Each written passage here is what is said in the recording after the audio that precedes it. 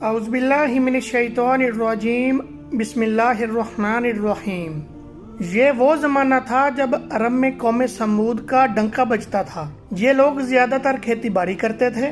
اللہ تعالیٰ نے ان کی زمین کو بڑی زرخیزی عطا کی تھی، مٹی میں بڑی طاقت تھی، فصل خوب ہوتی، پانی بھی بہت تھا، لوگوں نے کنویں کھودے ہوئے تھے۔ دراصل یہ اپنے وقت کے بہترین انجینئر تھے۔ ان کے محلات، قلعے اور مکان ان کے ہنر کا منہ بولتا ثبوت تھے۔ میدانوں میں بڑے بڑے محل تو ہر زمانے میں بنائے جاتے ہیں، لیکن قوم سمود کا حیران کن ہنر پہاڑ تراشنا تھا۔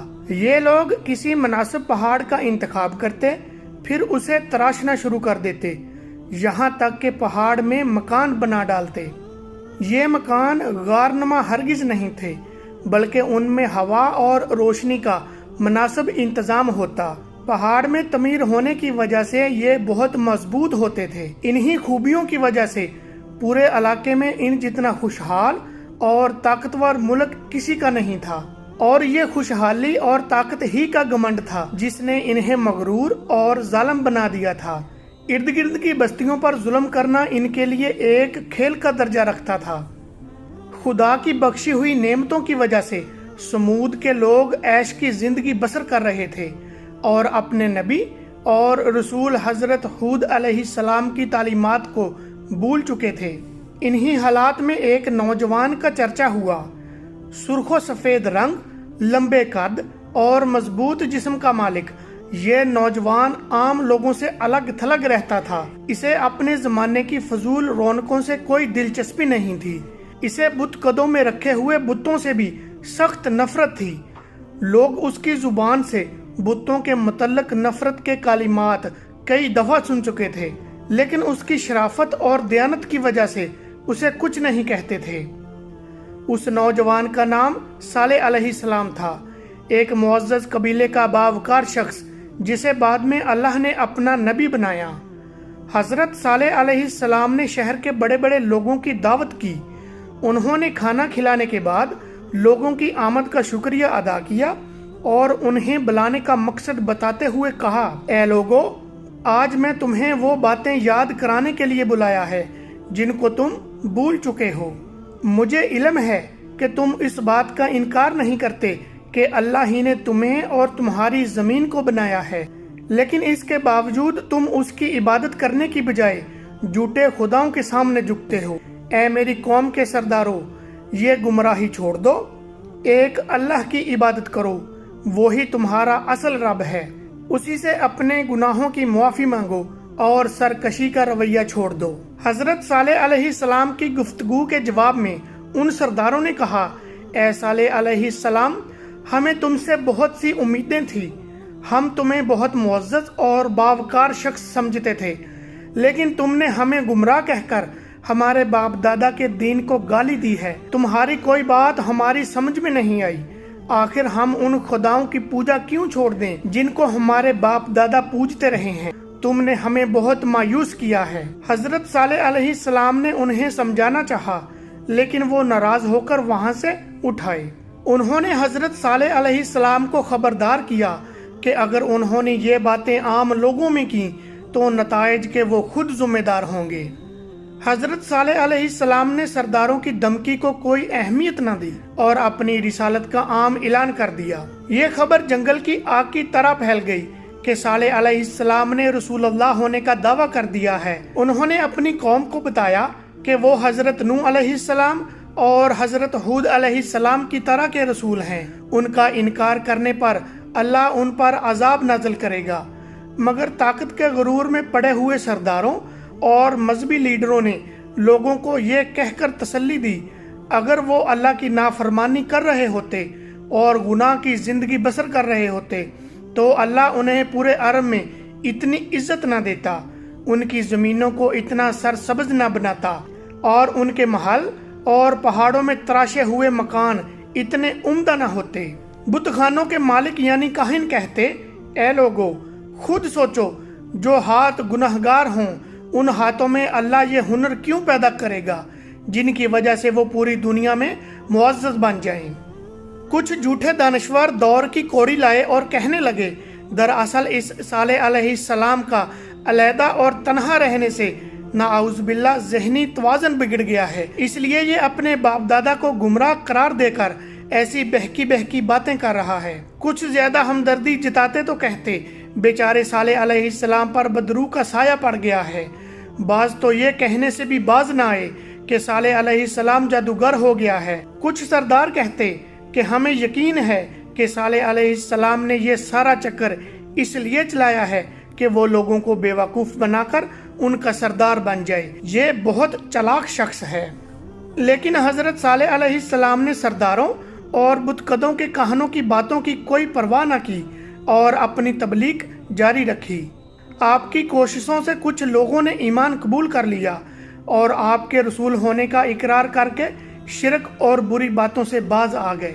उनमें अक्सर ऐसे थे जो गरीब और आम लोग थे। कौम के सरदारों ने उन ईमान लाने वालों को बेवकूफ करार दिया और हजरत सालेह अलैहिस्सलाम का खूब मजाक उड़ाया।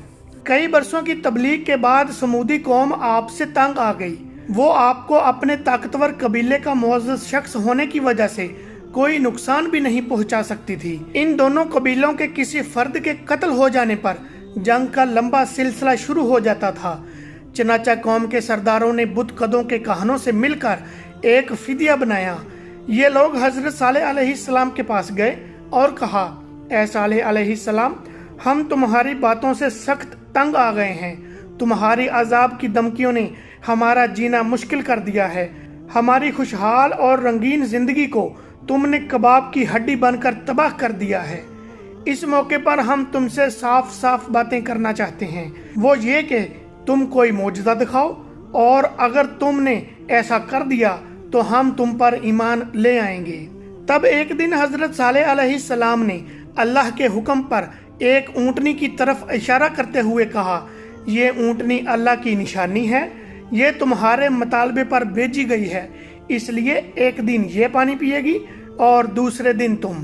अगर इस ऊँटनी के बारी के दिन तुमने कुएं से पानी हासिल करने की कोशिश की या इस ऊँटनी को नुकसान पहुंचाया तो तुम पर अल्लाह का अजाब आएगा। कौम के सरदार बहुत डरे।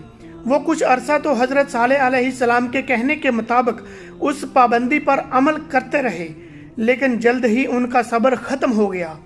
उन्हें अपना पाबंद होना एक आंख न बाया। वो ऊँटनी को अपनी चरागाहों में चरता देखते तो सख्त गुस्सा खाते। आखिर दो मालदार और अमीर औरतों ने दो आदमियों को तैयार किया, उन्हें अपनी दौलत का लालच दिया और उनसे कहा कि वो अल्लाह की निशानी उस ऊँटनी को हलाक कर दें। ये दो आदमी अच्छी तरह जानते थे कि वो एक बहुत ही खौफनाक काम करने का इरादा कर रहे हैं। वो पहले तो खौफ ज़दा हुए, मगर रकम के लालच और दूसरे लोगों के कहने पर तैयार हो गए। उन आदमियों ने मंसूबा बनाया कि वो ऊँटनी को उस दिन हलाक करेंगे जब उसके पानी पीने का दिन होगा। चनाचे अगले ही दिन वो कुएं के पास जाकर छिप गए।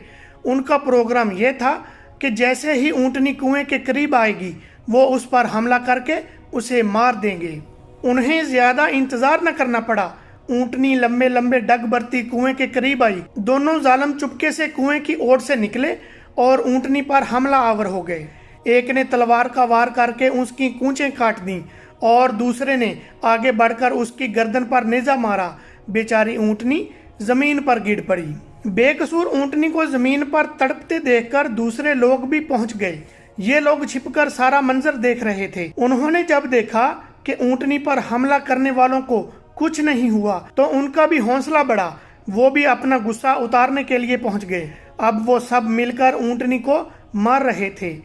ऊँटनी को मारने वालों को रिश्वत देने वाली औरतें भी ये मंजर देख रही थी। उन सब ने खुशी के नारे लगाए और हजरत सालेह अलैहिस्सलाम का मजाक उड़ाया। वो कह रहे थे कि ऐ सालेह अलैहिस्सलाम, हमने अल्लाह की निशानी ऊँटनी को कत्ल कर दिया है और हमें कुछ नहीं हुआ। ये बेवकूफ़ लोग नहीं जानते थे कि उन्होंने अल्लाह की दी हुई मोहलत को अपने हाथों से ख़त्म कर दिया है। हजरत सालेह अलैहिस्सलाम तक ये खबर पहुंची तो आपकी आंखों में आंसू आ गए। आपने फरमाया कि अब कौम समूद की मोहलत ख़त्म हो गई है।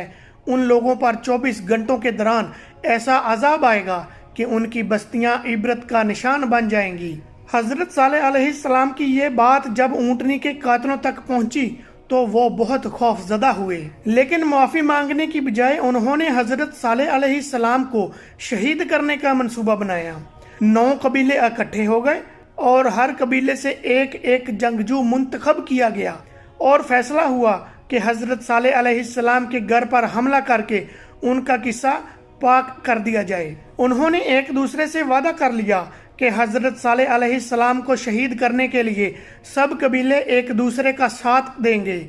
یوں حضرت صالح علیہ السلام کا قبیلہ باقی قبیلوں سے بدلہ لینے کی جرت نہیں کر سکے گا اور ڈر کے مارے خاموش ہو جائیں گے، لیکن اللہ تعالیٰ نے اپنے قانون کے مطابق ان کافروں کو اپنے منصوبے پر عمل کرنے کی مہلت ہی نہ دی۔ اللہ تعالیٰ کا قانون ہے کہ اس کے رسولوں کو ان کی قوم یوں شہید نہیں کر سکتی۔ اگر قوم اس کی کوشش بھی کرتی ہے تو اس پر عذاب آ جاتا ہے۔ چنانچہ حضرت صالح علیہ السلام کو اللہ نے حکم دیا اور وہ اپنے ماننے والوں کو ساتھ لے کر راتوں رات وہاں سے نکل گئے۔ اسی رات وادی میں ایک خوفناک طوفان آیا۔ بگولے کی شکل میں اس طوفان کی گرج اتنی شدت ناک تھی، اس نے اہل سمود کو تنکوں کی طرح بکھیر کر رکھ دیا۔ مضبوط محلوں اور قلعہ نما مکانوں میں رہنے والے یہ بدقسمت لوگ اب اللہ کی پکڑ میں تھے۔ صبح ہوئی تو ان کی بستی عبرت کا نمونہ بن چکی تھی، ایک بھی کافر زندہ نہیں بچا تھا۔ مکانات اور محلات کا تو ذکر ہی کیا، پہاڑ بھی یوں نظر آ رہے تھے جیسے ہوا ان کے آر پار ہو کر گزری ہو، اور یہ پہاڑ اور محل پتھروں کے نہیں بلکہ کپڑے کے بنے ہوئے تھے، اور ہوا نے آگ کی طرح ان کو جلا کر تباہ کر دیا تھا۔ حضرت صالح علیہ السلام ایمان لانے والوں کے ساتھ فلسطین کے علاقے رملہ کے قریب آ کر آباد ہو گئے اور باقی کی زندگی وہیں گزاری۔